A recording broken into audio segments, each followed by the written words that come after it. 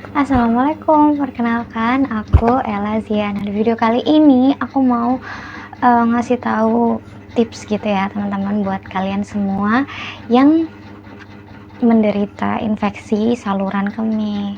Nah, oke. Sebelum kita masuk ke pengobatannya, seperti biasanya aku bakalan kasih tahu kalian gimana sih apa apa sih aku mau ngasih tahu kalian apa sih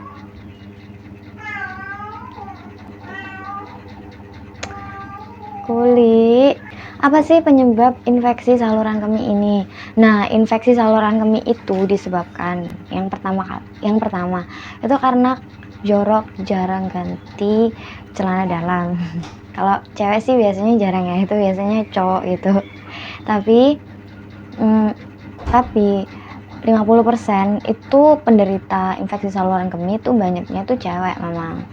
Nah, terus yang kedua, membiarkan daerah intim itu lembab. Jadi misalnya habis buang air kecil, buang air besar, itu harus kita itu bilas pakai apapun, pakai wastafel bisa, pakai tisu, terus pakai handuk kecil atau sapu tangan biar nggak basah gitu di sekitar daerah intim. Nah, terus setelah itu kita juga bisa kena infeksi saluran kemih itu karena pembalut yang nggak cocok. Nah, selain itu ada juga infeksi saluran kemih itu disebabkan dari riwayat penyakit ginjal. Misalnya kalian sebelumnya punya penyakit ginjal, yaitu yang bisa bikin kalian kena infeksi saluran kemih. Oke, terus apalagi? Nah, menahan buang air kecil. Nah, itu nggak bagus banget ya. Menahan buang air kecil itu juga bisa bikin infeksi saluran kemih loh teman-teman.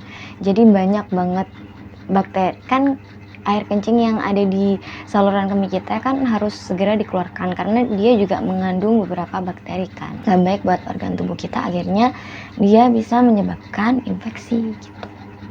Pemakaian pembalut yang nggak cocok itu juga bisa. Nah, oke, kita langsung masuk cirinya. Ciri-ciri dari infeksi saluran kemih itu yang biasa ya, yang nggak terlalu sakit itu biasanya anyang-anyangan. Kalau orang Jawa ngomongnya anyang-anyangan. Anyang-anyangan itu kita pengen buang air kecil tapi dikit-dikit gitu dan rasanya sakit. Nah, itu namanya. Selain itu tanda-tandanya juga bisa kayak buang air kecil tuh sakit, terus di alat kelamin tuh juga sakit.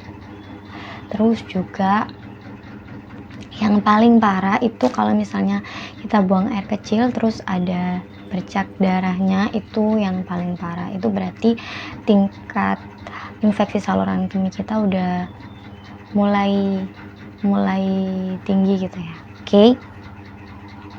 Terus gimana pengobatannya? Nah, aku kan selalu ngasih saran, sebelum kita minum obat, kita harus mengobatinya dengan tanpa obat terlebih dahulu. Nah, yang pertama itu kita harus minum air mineral, air putih yang banyak. Nah, emang dokter kan menyarankan 2 liter, minimal 2 liter sehari. Nah, kalau misalnya kita tahu nih kita sakit infeksi saluran kemih ya, harus lebih dari 2 liter itu. Terus setelah itu kita konsumsi yogurt. Nah, kenapa kok konsumsi yogurt?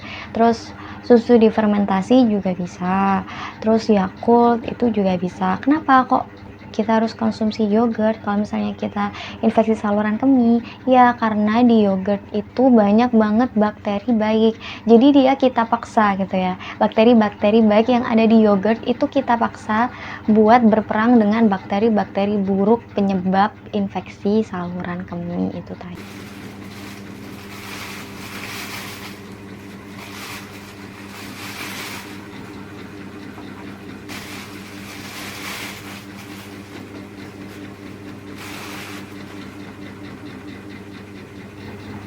Nah, ini biasanya kalau pengen hemat itu bisa pakai yogurt yang kecil-kecil kayak gini ya, jadi sehari bisa 1 kali ini, terus ini besoknya. Nah terus yang lebih ampuh lagi itu yogurt yang krim kayak gini, terserah mereknya apa aja.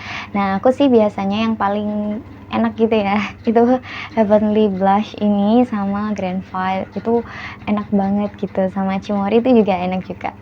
Nah kok aku jadi kayak endorse, aku nggak endorse. Nah karena apa, kita harus stok yogurt tiap hari. Aku juga biasanya yogurt yang kayak ginian juga gitu, kita harus stok yogurt tiap hari biar kalau orang yang udah pernah kena infeksi saluran kemih itu biasanya dia juga bakal rentan gitu, bakalan gampang juga kena infeksi lagi kalau misalnya nggak benar-benar dijaga. Jadi walaupun walaupun udah nggak sakit ya, itu buat pencegahan itu wajib sering-sering minum yogurt. Aku sih biasanya sehari 1 kali gitu. Nah selain itu yang aku dapatkan setelah rutin konsumsi yogurt ini, aku itu nggak hanya mengobati infeksi saluran kemih ya gara-gara rutin minum yogurt ini, tapi juga mengobati penyakit-penyakit di pencernaan. Jadi yang biasanya kadang kalau pagi-pagi tuh diare gitu jadi nggak diare lagi, terus BAB-nya tuh jadi lancar dan enak gitu, nggak yang dikit-dikit BAB gitu. Terus kalau misalnya kita udah minum banyak nih tapi nggak selesai-selesai, terus juga konsumsi yogurt tiap hari tapi nggak sembuh juga, nah kita bisa pakai antibiotik yang paling dasar ya, biasanya di apotek itu seperti amoxicillin. Kalau misalnya sama anti nyeri gitu, anti nyerinya terserah paracetamol bisa, asam flavonoid bisa. Nah tapi kalau misalnya kita udah minum itu semua dan masih belum sembuh juga, nah kita wajib konsultasikan ke dokter tuh. Jadi nanti kalian bisa tahu misalnya itu tuh nggak sekedar infeksi saluran kemih tapi ada deteksi penyakit lain ya, nauzubillahnya kayak ginjal atau yang lain gitu. Jadi lebih baiknya konsultasikan ke dokter kalau misalnya dalam 3 hari udah kita obat. Oke, semoga informasi dari aku bermanfaat ya teman-teman, dan semoga kalian yang klik ini bisa sembuh. Assalamualaikum warahmatullahi wabarakatuh. Jangan lupa klik like, subscribe ya, dan komen.